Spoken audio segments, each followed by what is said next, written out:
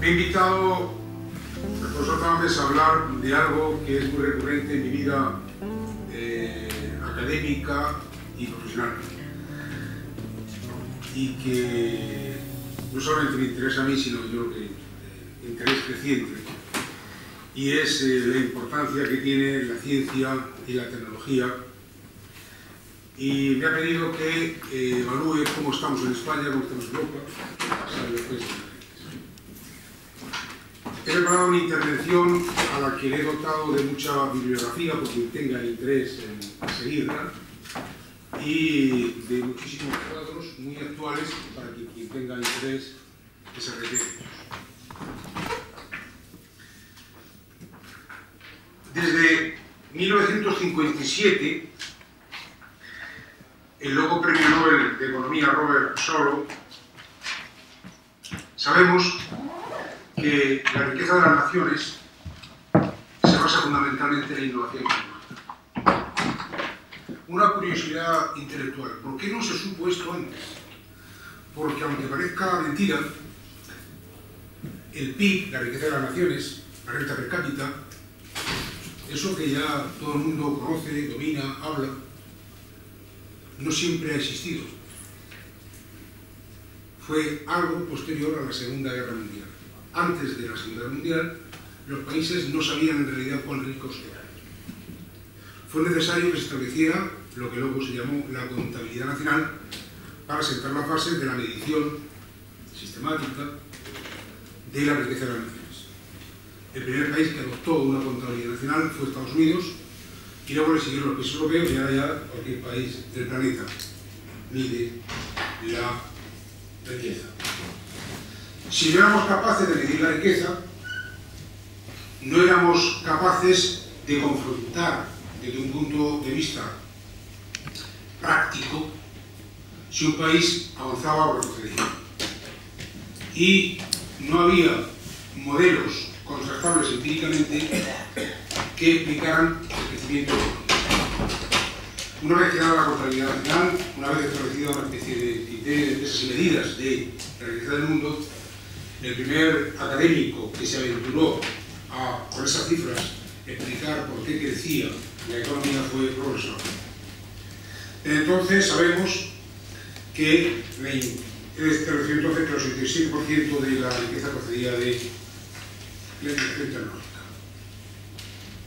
Desde entonces hay una convergencia doctrinal grandísima de todos los economistas a la hora de plantearse, puesto que es importante la innovación, cómo los países se clasifican en torno a ella. Y hay una clasificación que dice que los países pueden ser innovadores, adoptadores o excluidos de la tecnología. La tesis compartida por la ciencia económica dice que solo los primeros, los países innovadores, tienen garantizado el crecimiento económico a largo plazo.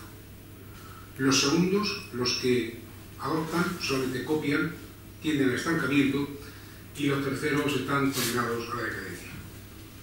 En España hemos avanzado mucho adoptando tecnología, pero muy poco creándola. Dos muy prestigiosos economistas de este tiempo, norteamericanos, Robert Lucas y Paul Romer, han defendido con mucho éxito que el crecimiento a largo plazo y por tanto el nivel de vida solo es posible si se aumenta la productividad. Y la productividad solamente puede aumentar con la innovación tecnológica. Uno de los más antiguos y acreditados estudiosos del progreso tecnológico es Nathan Rosenberg, de la Universidad de Stanford, que también relaciona el crecimiento a largo plazo con el cambio tecnológico, planteando que esta relación no es una relación sencilla, lineal, presenta incertidumbres. No se trata, por tanto, de una relación puramente casual, sino de algo más complejo, que tiene que ver con cómo se conciben, difunden y extienden las nuevas tecnologías en los procesos económicos. Porque el progreso tecnológico, y esto es muy importante, y lo sabemos los que lo practicamos, está basado en la lógica de la prueba y el error, por lo que su trayectoria, aun siendo ascendente, no es lineal, uno sube, uno baja, aunque a largo plazo sigue para adelante. Son muy importantes también, y es otra corriente de pensamiento moderna, vigente, el papel que juegan las instituciones en las reglas de juego a la hora de favorecer o no la innovación tecnológica y en consecuencia el crecimiento económico. Un buen amigo, mi profesor Manuel Castells, que ha investigado mucho la sociedad de información y los modelos relacionados con la innovación, sostiene que se puede innovar desde distintos planteamientos institucionales y pone como ejemplos Estados Unidos y Finlandia. Finlandia y Estados Unidos se parecen muy poco en dimensión, en historia, y sin embargo son dos países que en los rankings están los primeros en innovar. Hoy, en nuestro tiempo, en una economía caracterizada por la globalización de los mercados y un ecuménico instantáneo acceso a todo tipo de información, conocimiento y tecnologías, el único camino posible para competir las empresas, los países, es el de la innovación.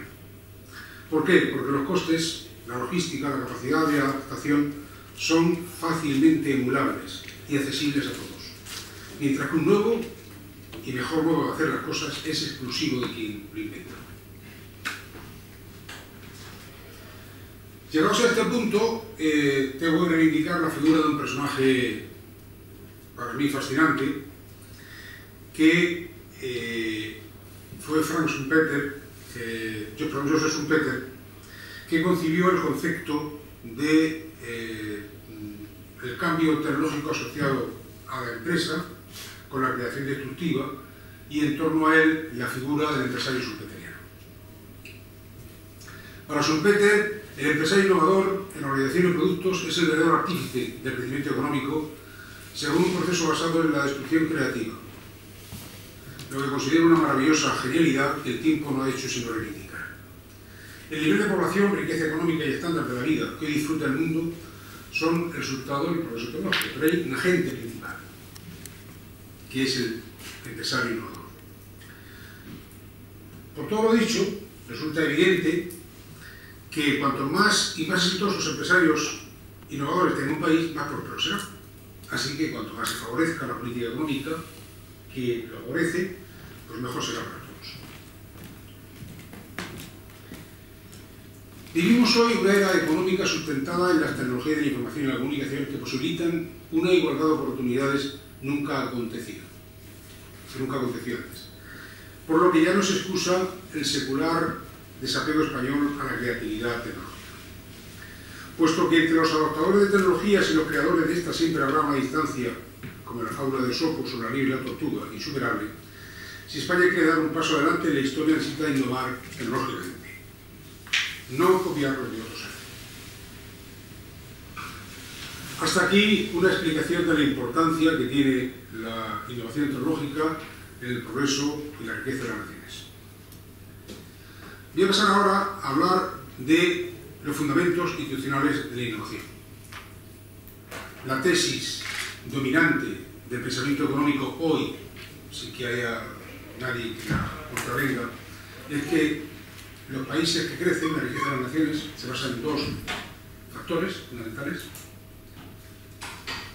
Uno necesario, que es la creatividad tecnológica que permite hacer las cosas de mejor y distinta manera, hacer más cosas nuevas, la innovación tecnológica. Pero la innovación tecnológica no basta. Hace falta que haya un marco institucional que la favorezca, que la respete. Por tanto, la innovación tecnológica es un factor necesario y el marco institucional suficiente. Por tanto, vamos a examinar el marco institucional que tiene que ver con la innovación. Un primer aspecto institucional es la libertad económica. La libre concurrencia de las empresas en los mercados engendra innovación, mientras que cuando se cierran los mercados, cuando se protegen, hay menos innovación. La libertad económica y la consecuente competencia en los mercados favorecen la innovación, mientras que las restricciones a la libre concurrencia la mitigan. Además de la importancia de la libertad de mercado, es importante también la unidad de mercado, algo que en España es especialmente relevante. Estados Unidos es el país que más innova en términos absolutos y relativos, porque se beneficia del mayor mercado homogéneo del mundo, lo que incentiva mucho la innovación. En Estados Unidos, cualquier innovación puede tener premio incluso si su porcentaje de éxito es pequeño.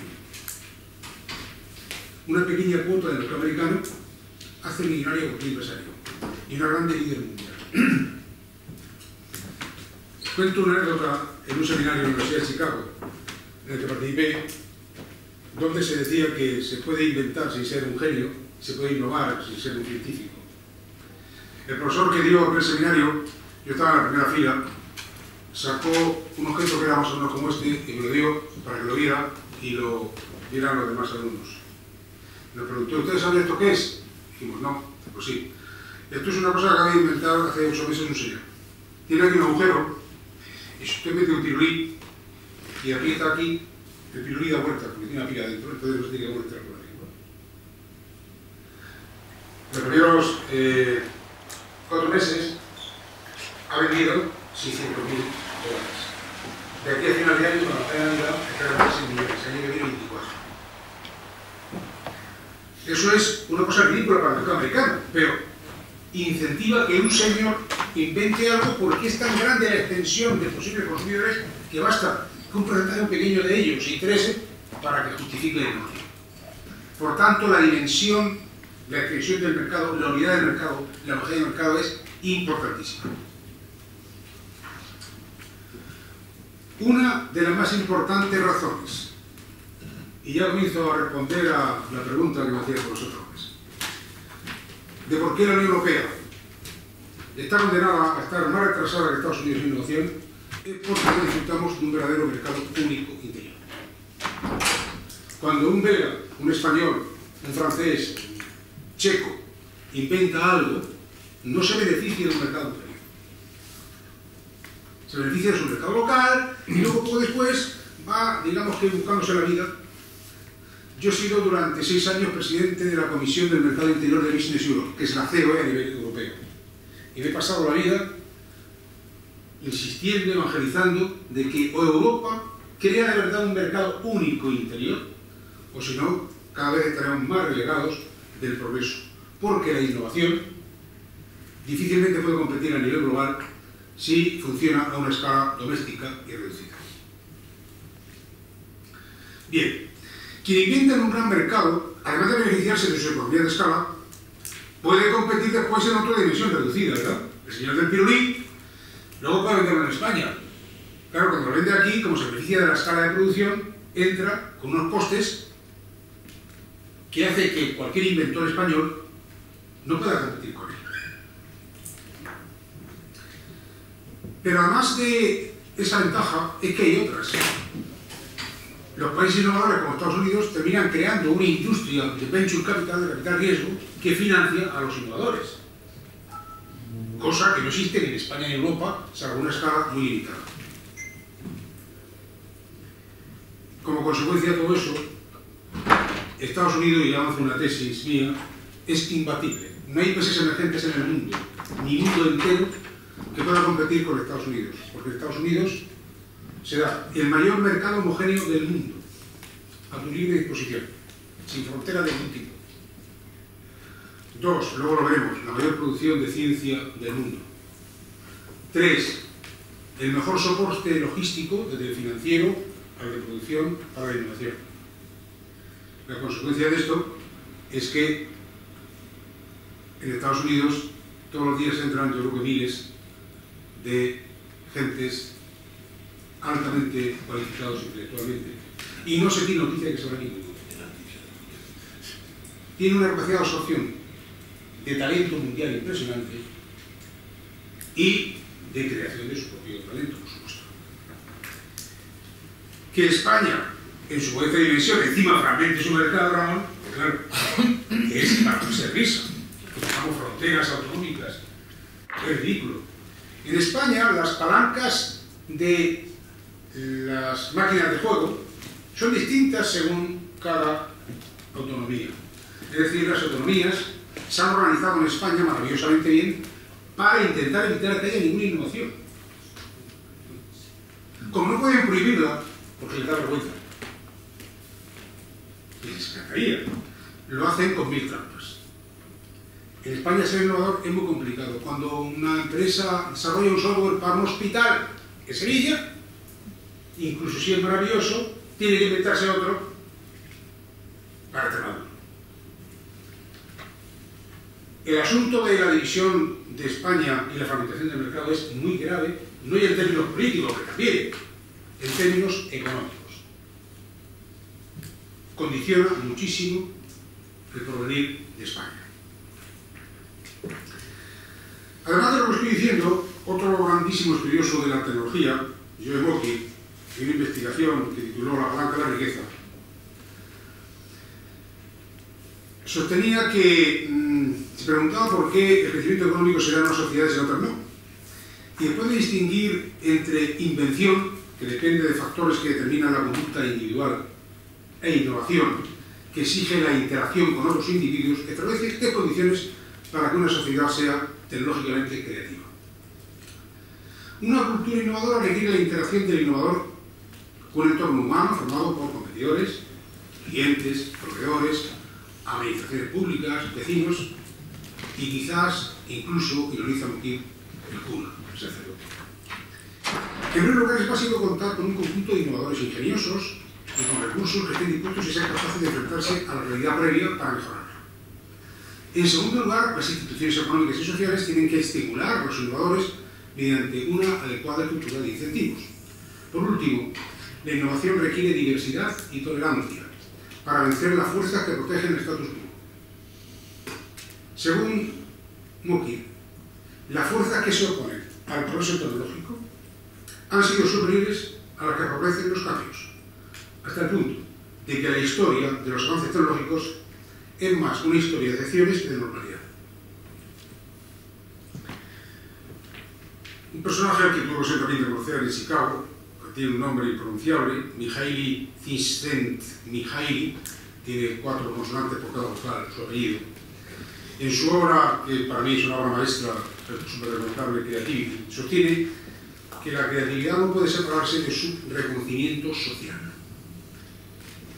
Por eso la graciada frase española, que inventé yo, que ya lo utilizamos por supuesto, no puede ser más antagónica de la aceptación social del progreso tecnológico.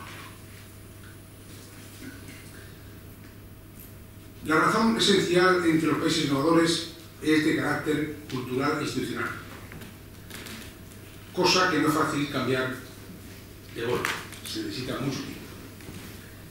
Otro investigador de la antropología, Jared Diamond, en Armas, Gérmenes y Acero, al reflexionar sobre las causas del progreso de la humanidad, entre las que a su juicio prevalece el medio ambiente social, sostiene que el desarrollo y recepción de la innovación varían enormemente entre sociedades del mismo continente y cambian a su vez con el tiempo, dentro de una misma sociedad. Este supuesto histórico tiene un profundo significado. El destino de un país no está escrito, lo construyen día a día sus habitantes. Yo siempre pongo como ejemplo que se había supuesto hasta ahora que para ser innovador, investigador, debe que ser grande, tener medio, tener cara y ser un aristócrata y tener pasado de ese tipo. Nada más falso. Hay 2 países que hoy logremos tan en los lugares de innovación, que son Finlandia o Corea, que carecen, que no estaban en el mapa mundi hace 40 años y ahora son líderes. Hoy, por fortuna, la economía global que vivimos, merced al extraordinario progreso de la tecnología de la información y las telecomunicaciones, hace fluir por Internet toda suerte de novedades que permeabilizan la sociedad y permiten al innovador conectar multidireccionalmente con un mundo sin fronteras lleno de oportunidades. En esta nueva era, y cuando por fin las instituciones políticas, económicas y sociales, al menos teóricamente, aceptan la innovación como un signo de nuestro tiempo, yo creo que es una gran oportunidad para España incorporarse ya para siempre entre los países innovadores, no entre los países, como he dicho, adoptadores de tecnología. Paso del marco institucional a los factores que, según todos los estudiosos de la innovación y la tecnología, son desencadenantes de la innovación tecnológica. Factores que he puesto con un cierto orden. Comienzo por señalar el papel de la ciencia. El origen del mismo se sitúa en la ciencia básica. Aquí el papel más importante está en las universidades. Si Estados Unidos encabeza la innovación en el mundo, no solo porque sus universidades son las principales productoras de ciencia, que lo son, sino porque hay mucha porosidad entre estas y la empresa. Y esto no puede ser más efectivo. Rosenberg, que es uno de los que tiene unos 90 años y sigue dando clases, estuvo hace 2 o 3 años en Madrid, en la Universidad de Stanford, son los más antiguos estudiosos del tema que estamos tratando, presentó en Madrid hace 4 o 5 años un papelito que hacía una modesta nota hecha por él, impresionante. Era el ranking de lo que ingresaban las universidades americanas cada año por venta de patentes, la forma en que se mercantiliza sus avances científicos. Me llamaron la atención 2 cosas. Una, que lo primero del ranking, las cifras eran realmente muy grandes. Lo segundo, en un periodo de 30 años, el ranking cambia mucho. Universidades que hacía 20 años estaban en la cola, pasaban a la cabeza. Y yo me preguntaba, ¿y España no podría hacer algo parecido? España hace 20 años no estaba ni en la cola. Bueno, pasemos a la cola, vamos a intentar. Es sorprendente en Estados Unidos cómo la universidad que más ingresa no es Harvard, ni Stanford, ni el MIT, son universidades de la más variedad de especie que cambian porque, bueno, hay una competencia entre ellas. Ese ranking en España no tendría sentido porque no hay cifras que poner en los cuadritos, y en Europa mejor no hacerlo porque haríamos el mismo. En España hemos avanzado, lo veremos mucho, en producción de papers, de artículos científicos publicados en revistas de prestigio internacional. Hemos dado un salto adelante impresionante. Creo que somos, lo veremos, país 9º del mundo. El problema es que en España muy poco de eso se convierte en tecnología, porque no pasa al mundo empresarial. Yo, que soy empresario tecnológico, me he encontrado con que una vez traté en la Universidad Autónoma de montar, desarrollar una tecnología que se había inventado ahí, y quise montar una joint venture, una empresa, con los profesores que lo habían inventado.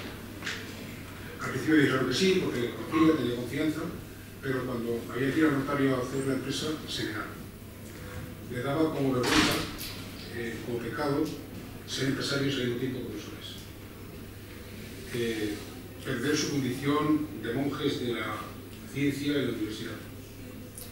Eso en Estados Unidos, como dice el presidente Farride, se muere de risa.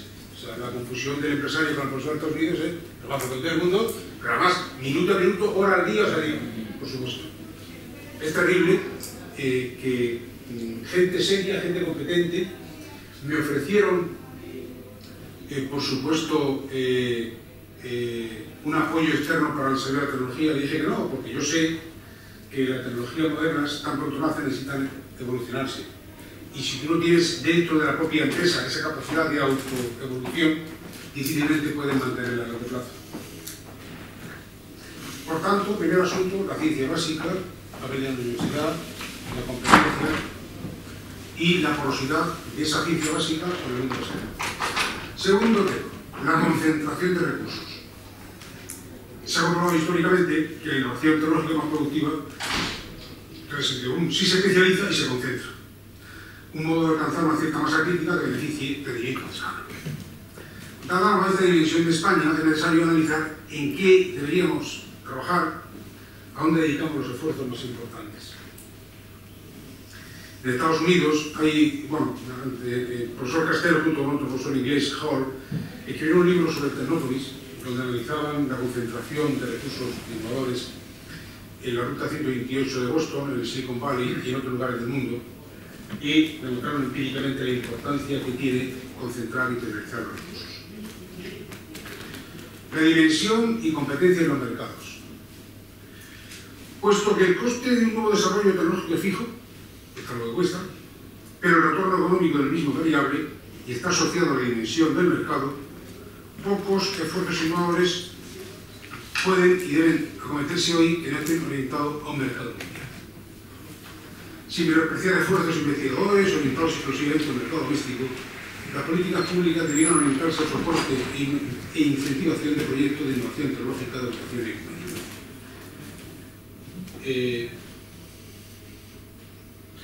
De nuevo, me remito a mi experiencia empresarial. Si alguien desarrolla un producto tecnológico nuevo en España, puede que en un primer estudio de viabilidad resulte que la dimensión del mercado español hace rentable el proyecto. Y uno podría vincularse a eso contando con la dimensión del mercado español. Pero como no mire para afuera, está perdido. Porque eso es cierto solo a corto plazo. Uno inventa el producto, comienza a hacer negocio en España, y si uno no tiene interior de salir fuera, lo que no puede evitar es que otros vengan aquí. Entonces, si un coreano, si un americano, si un finlandés, si alguien que piensa a más escala se fija en España y viene, tiene unos costes de producción muchísimo baratos y a ti te sacan del mercado. De manera que hoy inventar o se hace a escala global o si no es una pérdida de tiempo o un fracaso seguro a corto plazo. Los derechos de propiedad. La innovación es un bien privado, pero también es público. El conocimiento es un bien económico aparentemente paradójico. Por mucho que se consuma, no escasea. Los nuevos economistas han puesto un apellido al conocimiento. Se trata de un bien no rival, porque cuando alguien descubre una idea y la comparte con otros, el inventor no la pierde. Sin embargo, si alguien pesca un pez, cultiva un producto agrícola, hace pan, fabrica cualquier artefacto y lo comparte con otro, lo pierde. Ya es de otro. El registro y protección de la propiedad intelectual cumple, por tanto, un papel crucial en una nueva economía cada vez más basada en valores intangibles. Por cierto, España está muy atrasada en este campo y las empresas españolas muy poco habituadas a la creación y registro de patentes, que en muchísimos casos no exigen ni son fruto de procesos complejos ni costosos. En España, además, la piratería es algo muy popular, que no ha inventado España. La diferencia, sostengo yo, es que es impensable que dos chicos alemanes en un bar, dos chicos finlandeses, presuman de haber robado. Mientras que en España, quien no lo roba parece tonto. Tenemos un problema de orden ético y moral. El capital riesgo, el engine, motor de la innovación. Es público notorio en Estados Unidos la llamada industria del capital riesgo es la gran propulsora del enorme florecimiento de empresas innovadoras de base tecnológica. En España, uno de los mayores desafíos es encontrar recursos para financiar la innovación. Yo que conozco bien esa historia, que estoy rodeado de amigos emprendedores, en España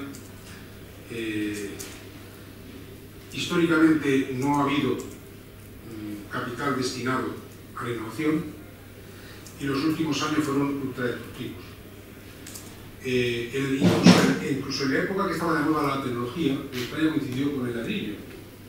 Y era absolutamente perfectamente irracional convencer a nadie que invirtiera en tecnología, porque invertir entre comillas, tener ahora montado un concejal y cambiar una raya en un plan urbanístico sin ningún riesgo, porque el banco además te regalaba el dinero, pues te puedes hacer multimillonario, meterte a investigar a exportar tecnología, esas cosas será más complicado. En España tenemos un problema y es que no hay un marco financiero que favorezca el emprendimiento tecnológico. Otro tema interesante, la destrucción creativa y sus consecuencias. Recorriendo de nuevo a Schumpeter. La innovación tecnológica es un proceso de destrucción creativa, por el que lo nuevo, además de crear su propio espacio, ocupa, sustituye y por tanto destruye. ¿Creativa o creadora? Creativa yo creo que en español es lo que más se utiliza, ¿no? Creadora. Sí. Creativa viene del inglés, ¿no? Porque es Creativity. Creative destruction. Sí. Destrucción, bueno, pero en español también se utiliza creativa. Yo soy de los más recién utilizados. Lo revisaré porque yo lo que he utilizado. Llevo 30 años que yo soy ya. Destrucción creativa. En todo caso, lo importante es que cada vez que aparece algo nuevo, destruye algo viejo. Un ejemplo muy típico, cuando aparecen las pantallas de planas sustituyendo a los tubos radiocatódicos, pues es que uno se va a basura y el otro se queda en su sitio. Claro, este dialéctico proceso de destrucción creativa puede ser cultural, institucionalmente facilitado o con dificultades. Yo recuerdo que la primera vez que vi en televisión española a un señor que se llama Anguita y se declara comunista hoy, una cosa asombrosa, dijo con mucha solemnidad, como si entendiera de lo que hablaba, que había que prohibir por completo que hasta que un televisor dejara de funcionar, porque había que comprar otro. Estaba absolutamente en contra de la creatividad tecnológica, de la destrucción creativa. Los estudiosos de la historia económica sabían, no el día que la Unión Soviética iba a desaparecer del mapa como estaba pintado, pero sí que iba a desaparecer porque era una sociedad donde la innovación tecnológica o no existía o estaba regida solamente por el Partido Comunista. Y una sociedad de ese tipo está abocada al fracaso. Por tanto, oponerse a que lo nuevo ingrese entre los mercados es una desgracia. Ahora hablaremos de China. Un día, un personaje muy interesante, Felipe González, uno de los personajes más intuitivos que he conocido, más intuitivo en oficio que culto, en una comida con él, me dijo una cosa interesantísima. Acababa de establecerse en Europa una comisión para la estrategia, el futuro europeo, etc. Y nombraron al entonces presidente de Nokia, que estaba entonces. Y el presidente de Nokia le pidió a nombraron a Felipe González presidente de eso. Y él le aceptó con la condición de que el presidente de Nokia fuera su adjunto. Porque intuía que el futuro Europa no podía desaparecerse de la innovación. Y hablando de esto, me dijo así con su lenguaje de luz: Jesús, si es que en Europa estamos perdidos. ¿Por qué, Felipe? Tú te coges el ranking de las principales empresas americanas y cada 10 años cambian. Europa son las mismas, ¿sí? Le dije, es impresionante que me digas eso cuando seguro que no sabes que acaba de publicarse un trabajo de una universidad americana que llevo en la cartera que dice lo mismo. En Estados Unidos los rankings cambian. Se renueva todo permanentemente. En Europa hay mucha protección a lo consabido y por tanto la innovación, lo nuevo, lo que empuja, tiene dificultades para entrar. Por tanto, la innovación, como lo nuevo destruye lo que existe antes se amarra, se defiende y evita que los nuevos entren. Eso es malo.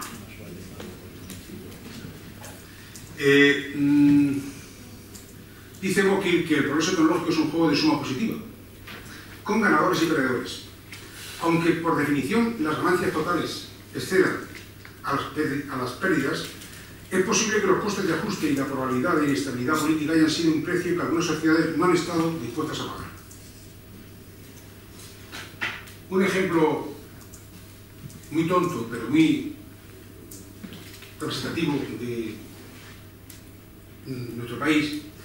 Se dice, ya se está modificando esa valoración porque era una tontería. En España es muy difícil crear una empresa, mentira. España es uno de los países del mundo donde con menos tiempo y dinero se puede crear con más seguro jurídico una empresa. No va a un notario en 24 horas. El problema no es ese en España. El problema es cerrarla.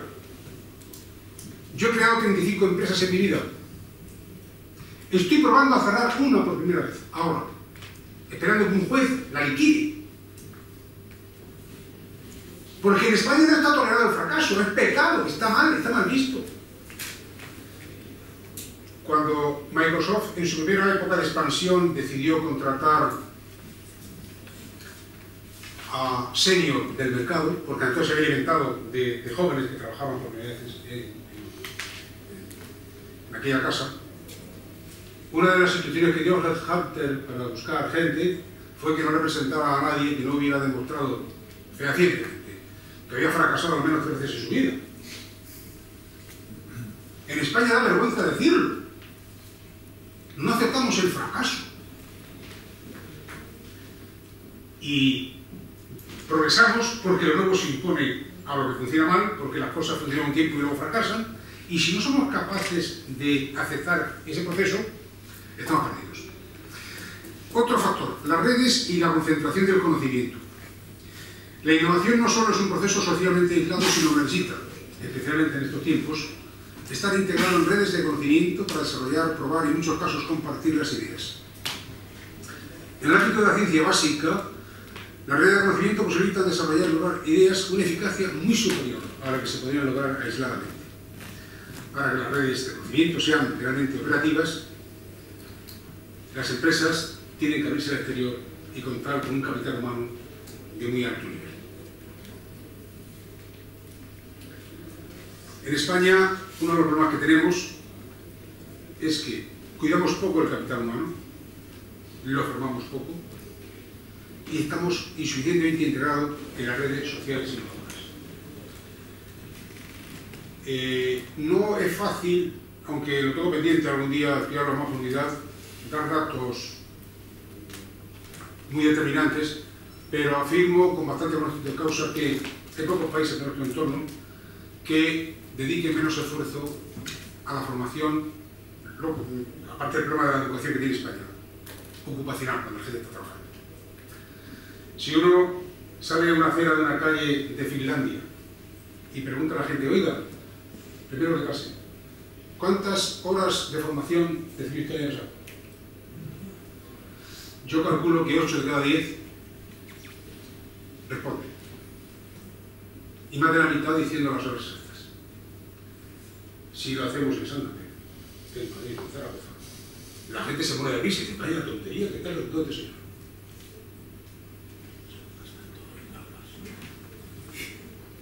Viviendo en una sociedad donde el cambio es permanente, donde el crecimiento hay que renovarlo, de preocuparse por eso es grave. En España tenemos todos una gran responsabilidad.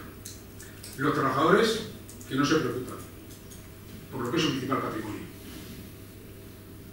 Los empresarios, porque no miran a largo plazo y tampoco. Los sindicatos miran esto, pero para otros, para hacer negocios. Las asociaciones empresariales, lo mismo. Y el gobierno, pues, está encantado de este asunto. Esto es muy grave. No están reciclando permanentemente el conocimiento en este tiempo de grave. Y que todo coincida. El gobierno, sindicatos, patronales, empresas y trabajadores, en ponerse de acuerdo en esto.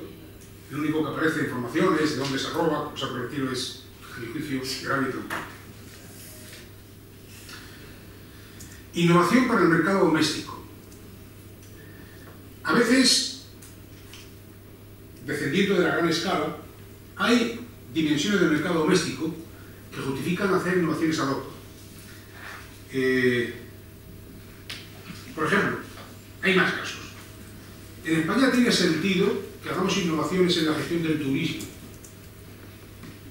cosa que está sucediendo, pero no a la escala que debería suceder, o que ya ha sucedido, que en el sector azulejero, los azulejos, España sea un país líder. Es decir, como somos líder a nivel de producción, somos líder a nivel de innovación y, por tanto, a veces a escala doméstica se dan circunstancias que justifican innovaciones para ad hoc, para el sitio donde tiene lugar la... Paso, después de utilizar los factores, a responder a la pregunta que me hacía el profesor mirando este seminario, y yo la he traducido por la nueva geografía de la innovación. La crisis económica, que ha vivido con dispar consecuencia el mundo, ha hecho que en general el esfuerzo innovador respecto a la riqueza de las naciones haya descendido, en general. Pero dentro de eso, desde 2011 China ocupa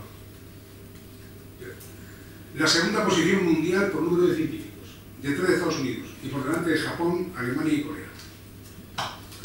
En el periodo 2007-2011, época de crisis, el gasto total en investigación y desarrollo creció en Estados Unidos, también en la Unión Europea de 28 países y muchísimo más en China. Descendió en Japón, aumentó donde más en Corea y descendió, luego lo veremos, bastante en España. Estados Unidos sigue dominando la inversión mundial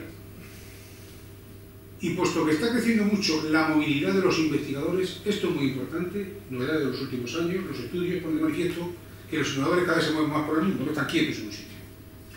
Su incomparable marco institucional que antes decía, para amparar la innovación y el cambio tecnológico, tiende a favorecer su dominio a largo plazo, porque no solamente se benefician de los innovadores que generan, sino de los que andan sueltos por el mundo, que ahí encuentran mejores condiciones para trabajar. Uno de los temas más interesantes de este tiempo, del que he tenido algunas referencias y que va a ser motivo de reflexiones por mi parte en los próximos meses, es el siguiente. El desplazamiento de la producción industrial hacia los países emergentes, que hoy día es una realidad absoluta, en Europa no fabricamos, en Estados Unidos tampoco, convierte a estos en potenciales desarrolladores de innovaciones. Dos puntos. Quizás la principal fuente de progreso tecnológico a lo largo de la historia. Los libros de texto de hace mucho tiempo pintaban la primera revolución industrial como algo donde de golpe se produjeron una serie de cambios tecnológicos impresionantes. Es decir, la revolución industrial fue una sucesión de pequeños cambios hechos por maestros de taller que todos los días trabajando en su fábrica lo introducían y al final todo eso se convertía en cambios realmente muy importantes. Bueno, pues hoy hay una convergencia de análisis económico por el que la innovación a pie de obra en la fábrica, la que surge para responder a problemas reales, no a otros que se han inventado, que también hay que inventárselos, es decisiva. Sostenía Nathan Rosenberg en un clásico libro maravilloso del año 94, Exploring the Black Box, hablando de la caja negra, no decir, de la tecnología, que, puesto que el proceso de innovación tecnológica envuelve una extremadamente compleja relación de variables clave como invención, innovación, difusión, inversión, el tipo de conocimiento que proviene del contacto diario con la maquinaria tecnológica suministra innumerables oportunidades de pequeñas mejoras. Punto suspensivo, porque tengo que cambiar de capítulo, cuyos efectos acumulativos han sido históricamente verdaderamente muy grandes. Para Rosenberg, el progreso tecnológico alcanzado por Japón se basó en estas Downstream Development Activities. Todavía es pronto para evaluar las consecuencias negativas de la descapitalización innovadora de los países que transfieren su producción industrial al exterior. Claro, si uno manda a la fábrica, manda con ella toda la necesidad de seguir innovando. Y así mismo es pronto para saber cuánto pierde quien manda a la fábrica a otro sitio y cuánto gana el que la recibe. Pero sabemos que hay una innovación potencial que es muy importante, que está ahí. Bien, lo primero, es decir, el coste de perder esa innovación comienza a ser motivo de preocupación de Estados Unidos, también Europa. En la bibliografía cito documentos de última hora, donde comienza a haber mucha preocupación de cuánto perdemos porque esto sucede. No por la producción física, sino por perder toda la innovación que sucede y rodea a la innovación. Las dudas respecto al aprovechamiento de los procesos industriales para innovar que tengo yo se refieren a sus carencias institucionales. Mi tesis, provisional como todas las tesis, ahora mismo es la siguiente.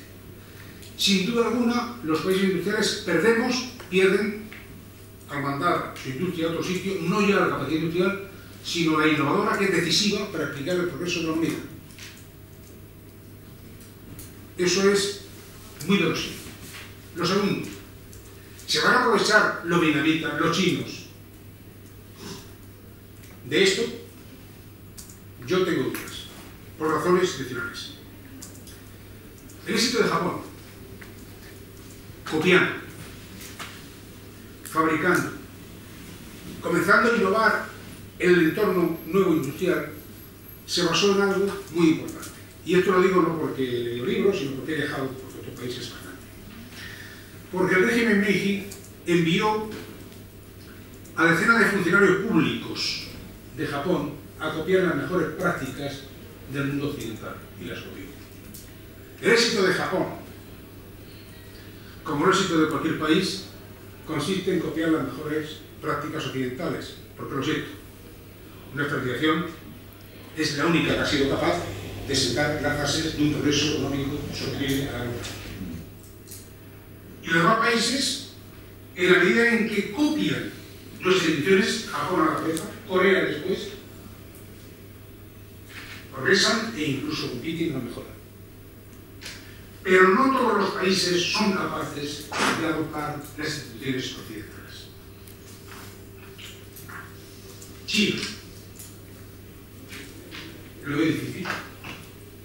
Lo veo difícil porque en China no es fácil crear una empresa, no es fácil hacer el mercado, si uno lee el régimen lo tiene complicado. Solamente un país ha seguido la estela de Japón después, que es Corea. Pero yo sinceramente creo que los países con regímenes comunistas, como China, como Vietnam, son muy capaces de industrializarse, pero tienen muy serias limitaciones desde el punto de vista institucional para reproducir con éxito el legado de la innovación aquí de ahora. Por tanto, necesitamos tiempo para ver qué pasa aquí, y lo que podría estar pasando es que estamos entrando en una especie de limbo con el que Occidente pierde esa innovación que está asociada a los procesos industriales, y eso no se convierte en una ganancia para quien recibe esto. Si eso fuera así, estaríamos comenzando a vislumbrar un cierto declive de la innovación en el entorno industrial. Y termino respondiendo a dónde está España.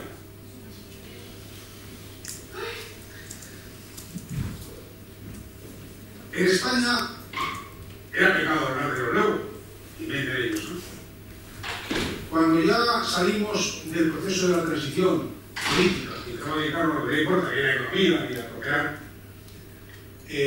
comenzó a estar de moda la innovación. A mediados, finales de los 80, yo fui testigo de eso, el gobierno de Felipe González comenzó a interesarse por este tema. Yo que he sido siempre muy activo en este ámbito, encontré en el gobierno, digamos que, simpatía. Comenzó a preocuparse el país por esto, comenzó a ver presupuestos, comenzaron a crear instituciones que tienen que ver con la innovación. Con la crisis de principios de los 90 se abandonó este interés. El primer andar comenzó desinteresado. El segundo andar lo mejoró. Luego se olvidó. Los primeros años de Zapatero han sido los mejores, y no es que yo ganara el presidente muy bien, sino Zapatero, de la historia de España. Los segundos fueron pésimos y ahora estamos de nuevo en decadencia. Cada vez que hay una crisis económica en España, la paga la innovación. Una cosa absurda por dos razones. Primero, porque la única manera de salir de la crisis es innovando. Y dos, porque los recursos públicos que se dedican a la innovación son mil comparados con la inmensa cantidad de tonterías que hemos hecho en los últimos años en España con la innovación.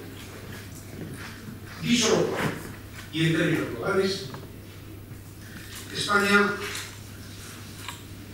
ha visto un proceso de convergencia muy notable. España ya no es, ya nadie dice de padre entre ellos, y está de moda la telecomunicación, la política, hablar bien de la innovación.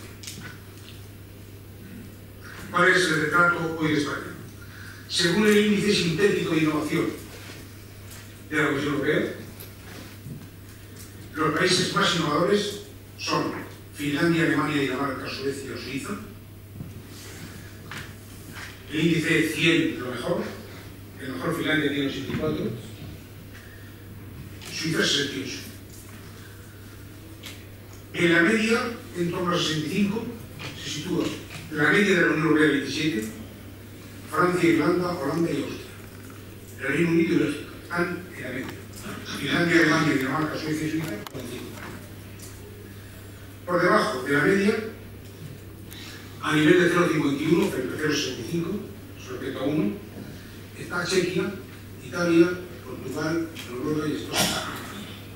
España lamentablemente está junto con Eslovenia 0,21. Solamente tiene debajo a Grecia, Hungría, Polonia y Turquía. Antes estábamos mejor. Esto es el resultado de la crisis del 2007 a 2011, donde España ha perdido muchas de las posiciones que ganaba. Gasto empresarial, el que de verdad importa, tenemos que los países más investigadores del mundo, los que más progresan, Estados Unidos, Japón a la cabeza, la parte más importante del gasto es privado, la menos importante es la pública. En España sucede lo contrario. Gasta más el Estado que las empresas, lo cual es malo. Bueno, pues, con respecto al PIB, el año 2000 España estaba en el 0,49, mientras que Japón 2,13, Estados Unidos 1,24, la OCDE 1,51. 2008, donde más lejos llegamos, España pasó al 0,74, un esfuerzo extraordinario, el 0,49 al 0,74, mientras que la OCDE pasaba del 1,51 al 1,61, es decir, nosotros estábamos ganando claramente posiciones. Hemos vuelto a descender, ahora estamos en el 0,69. Productividad del trabajo, que es lo que mide cómo la innovación tecnológica afecta al quehacer económico. Pues en el periodo 95-2000, España estuvo muy por debajo del G7, de la OCDE, de la Unión Europea, y en el 2001-2011 también. Gasto por habitante. Bueno, aquí también hemos progresado. En el 95, España gastaba un 40% de la media de los 5 grandes países europeos. En el año 2009 llegamos al 75%, un salto espectacular. Hemos recaído al 69% en el año 2011. Producción científica. En el periodo 1996-2011, la producción de documentos científicos españoles se ha multiplicado por 3,13. Los del mundo en 2,06 y los de Europa 1,23. Hemos superado ampliamente esto, nos hemos colocado en un lugar ya muy alto. Sí, obviamente sí, por supuesto. La conclusión es que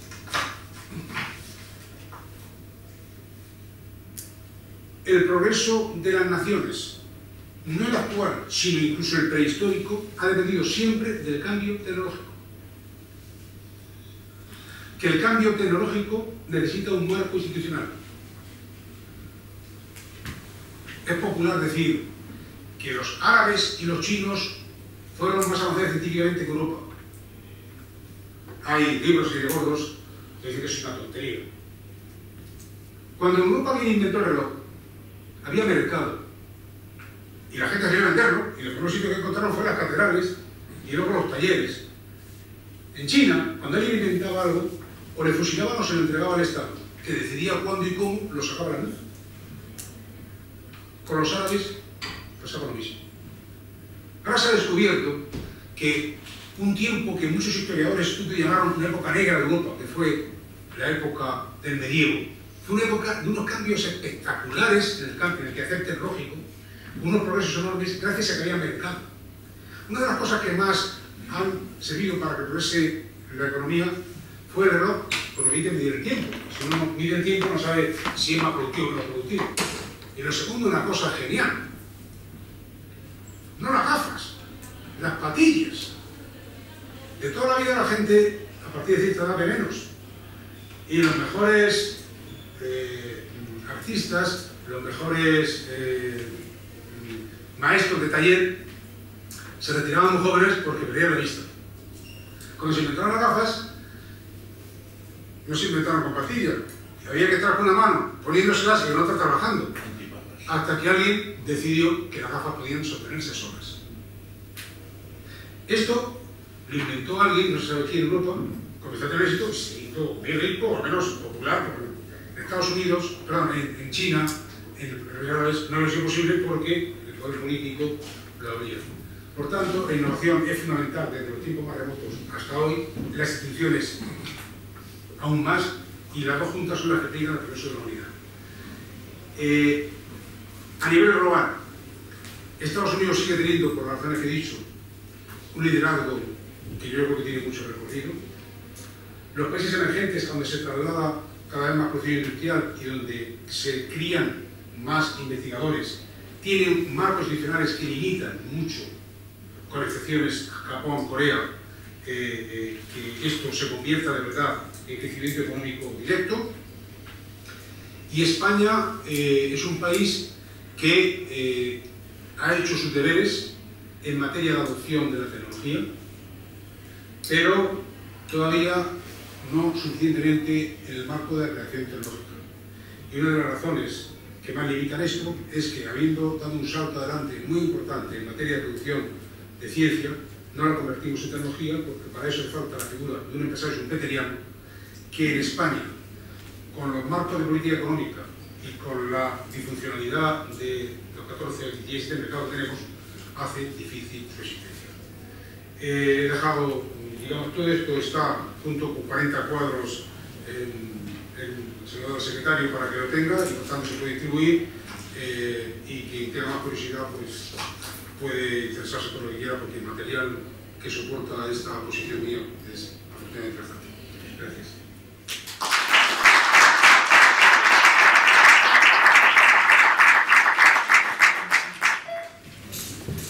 Bien. Bueno, pues han oído ustedes a Jesús Vanegas, que yo creo que como Galileo pues ha sido un libro abierto, que decía el universo. Pues nos ha abierto una ventana a ese universo de la innovación, que es verdaderamente complejo y en el que no estamos bien situados. Además, año tras año se sigue diciendo lo mismo. Yo me cansé de ir a las reuniones de Cotec, porque todos los años el señor Sánchez Arciaín decía lo mismo. Y luego han cambiado a Villamil, sigue diciendo lo mismo. Que se producen más papers, que tal, que cual, pero no se traduce en patentes y en verdadero cambio tecnológico propio. Y luego, pues eso de los papers, que hemos crecido tanto, pues son las tesis doctorales, las investigaciones del Consejo, etcétera. Tampoco se traduce, por lo que ha dicho ya Jesús Vanegas, el capital riesgo, el ambiente institucional, las comunidades autónomas, etcétera. Quiero decir que hemos conseguido una rara victoria. Rara porque no se da casi nunca. Antes de empezar el encuentro tenemos los 9 papeles, los 9 documentos de las intervenciones. Y a partir de la semana que viene, del lunes, yo les daré un correo electrónico. Podrán disponer de todos los papeles cuando estén un poco ordenados. Pensábamos hacer una edición provisional, pero los últimos documentos han llegado ayer y eso ha sido imposible. Pero a partir del lunes que viene podrán disponer de los papeles que efectivamente pues tienen una mayor, no mayor riqueza, porque yo creo que la riqueza la da la exposición, pero sí una mayor información. Bien, entonces, si les parece bien, haremos una pausa de 20 minutos, son menos 5, nos reunimos a las 12:15 y tendremos un coloquio sobre la primera y la segunda ponencia. Son muy distintas, pero creo que también la diferenciación pues es un factor de desequilibrio creador, ¿no? Desequilibrio creador, también hay que hablar del desequilibrio creador, ¿no? Así que a las 12:15 en punto, ahora son las 12:05, nos volvemos a reunir para el coloquio. Hay una parada técnica, pueden aprovisionarse, etcétera, etcétera, y a las 1:15 aquí todos. Inviten ustedes a quienes quieran, de sus amigos, colegas, etcétera, que vengan a esta sala, sin problemas. Simplemente decirles que... Y luego otro aviso, para que lo sepan. en vez de empezar a las 3:30, que es una hora fatídica, empezaremos a las 4:15. No, a las 4. ¿A las 4? A las 4, bueno, empezaremos a las 4, 16 horas, para terminar a las 6, como dijo el jefe de gabinete del rector. A las 6 de la tarde, pues el personal tiene que tener ya liberadas estas aulas, ¿no? O sea, tendremos 2 horas buenas para escuchar al profesor Carneiro, que creo que trae un PowerPoint que va a ser la envidia de todos los audiovisuales del mundo. Así que levantamos la sesión hasta el cuarto. Gracias.